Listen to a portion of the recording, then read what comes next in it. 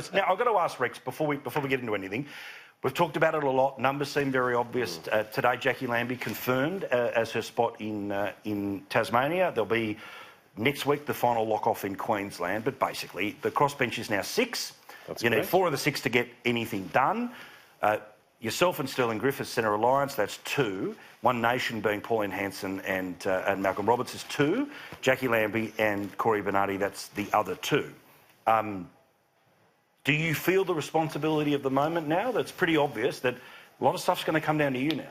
Oh, look, in this last parliament, Sterling Griffith and myself often held the balance of power, so we're relatively well versed in how to handle that.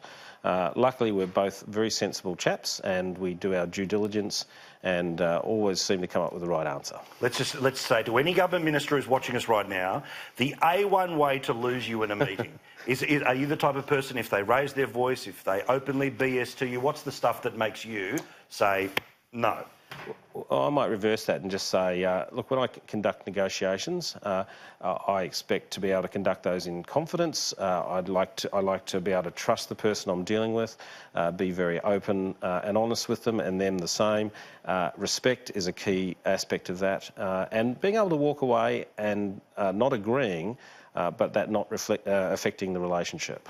Right, and then the interpretation that's going to come where, as you know, the media is going to at times, stalk you anytime you're in Canberra. What's your decision on this? Where are you going with that? So you know how to live with that. But are you the type of person who, if you see an opportunity to tack something onto the bigger thing you're talking about, you'll do it if it means you can get some things done, or we're only going to talk about what's directly in front of us? Oh, look, we have a fairly solid rule set. Firstly, we will not vote for anything we don't agree with. We will always vote for things that we absolutely agree with. There is a lot of legislation that is grey, and that's where often we'll enter into discussions and negotiations in terms of how to get us across the line. Generally, it's very difficult if you start to try and sort of cross-negotiate. That can become very complicated, so we try to avoid that. There are a few things where we will step up and say, sorry, there's a line in the sand. Murray-Darling is one of those. Naval shipbuilding in South Australia would be another one. So, but we are in the process of laying some of those out with Matthias Cormann now. This is what I always think in our political process. In the 5 weeks of an election campaign and the many months beforehand, we do not look, on this show we do, but there's not a lot of chat about the Senate. There's not enough chat about the Senate. There's not enough predictions about the Senate. There's also, amazingly, in the Canberra Press Gallery, very little dedicated reporting about the crossbench, about getting to know what's their mindset, all the rest of it here. I'm very thankful that so many of you appear here, and you're always welcome at any time, because we just want to go through your thinking, right? But I always just think, and then everyone wakes up a month after the election and goes, what, 6 people are going to decide what's going on here? Yeah, that's why it matters how you vote on election day, right? Sometimes I think the Australian electorate can be smart about the Senate. I remember John Howard's GST election, where they made sure that the Democrats, remember the Democrats? Now one of the dead parties, they made sure they had the balance of power. They thought, we want Howard back as Prime Minister. This will control whether the GST is any good for us or not, or whether it gets in or not. So sometimes I think the electorate thinks, we can use the Senate. Well, look, I'll be honest, it's certainly, in 2013 was the first time I was quite active in public about the concept of taking out insurance in the Senate, and that's exactly what it's for moments like this, to make sure that a government doesn't go too far out of control, and conversely, the opportunity is always here, and I certainly think, how do you think Albo's going to treat the Senate? Where do you expect him to follow the Shorten and Abbott path, which is automatic no? Because I just think that, to be honest, with no disrespect to the crossbench, there's a lot of stuff that shouldn't make it all the way to the crossbench. There doesn't have to be an automatic no all the time.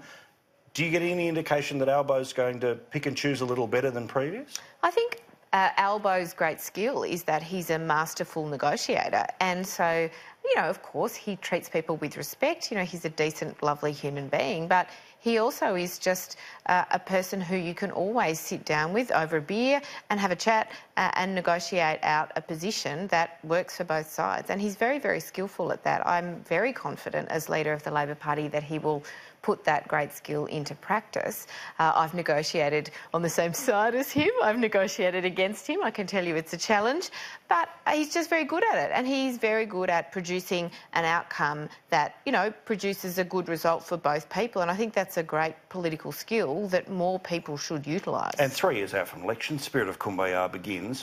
Why is Matthias Cormann a good negotiator? Because he's got integrity.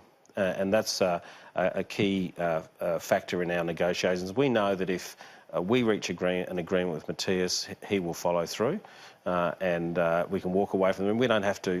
So, for example, people have been talking about the tax cuts. Now, we haven't got a position on the tax cuts yet. People are saying, you know, I've raised energy prices as an issue for us.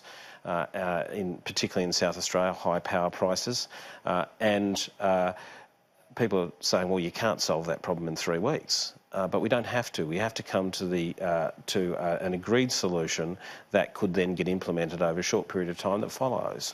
See, when I don't envy the position of any member of Parliament, and certainly not consequential ones like yourself, as senators, not members, those are other people, is that there's always, generally most people who are going to sit opposite you are very good at being able to make a pretty compelling case. But then there are also those little X-factor moments where somebody's going to find a prime example of the downside of a decision that's being made, right? So let's imagine it's somebody who's crook or somebody who's been done over specifically. And there's all these logical reasons why you have to draw a line somewhere. There's not infinite spending and all those things. So how do you handle the pressure of those emotional decisions when, you know, because the art of politics sometimes is you've got to say no. Yeah, look, it can be very difficult, but there are some, if you like, circuit breakers to these things as well. To give you an example, you know, you're talking before about Labor agreeing with the government. In actual fact, Labor agree with the government on about 80% of legislation. It just passes through the Senate. It's that 20% where there's a fundamental philosophical difference. And when a really complex issue comes up, almost always we will refer it to a Senate committee and we will sit down and listen to every perspective we can, people with an argument on either side of the question, and that draws out all of the unintended consequences, all the sorts of things you've talked about. We have to look at these things with heart, but in some circumstances unemotionally as well, to make sure we make good decisions. What's that thing? I mean, in government, how do you handle those moments where there's a beautiful little girl and she's giving you the best speech possible and you want to bend the world, you want to bend the universe to her, but for whatever reason you just can't? How do you communicate that? Those are the tough days in government, right?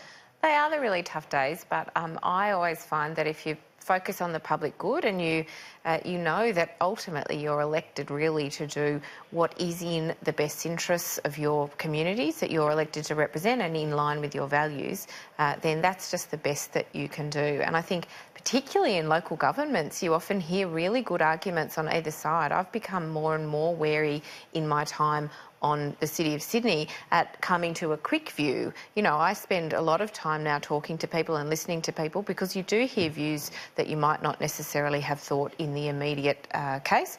But ultimately, I think, you know, you're guided by your values and you're guided by what is in the public interest. I mean, I think it's interesting also for minor parties and centrist parties who are not necessarily as guided by values, particularly, you know, progressive or conservative values. So I find that more challenging because the way you make a values-based decision is more challenging when you're an independent or when you're in a minor party. So I think that gives you one less frame. Yeah, well, fascinating stuff. It'll be a big 3 years ahead. We're going to talk many, many times. If you need any special words to get you through, just text Kel. He knows them all to get through this. There's many versions of no that don't sound like no, all right?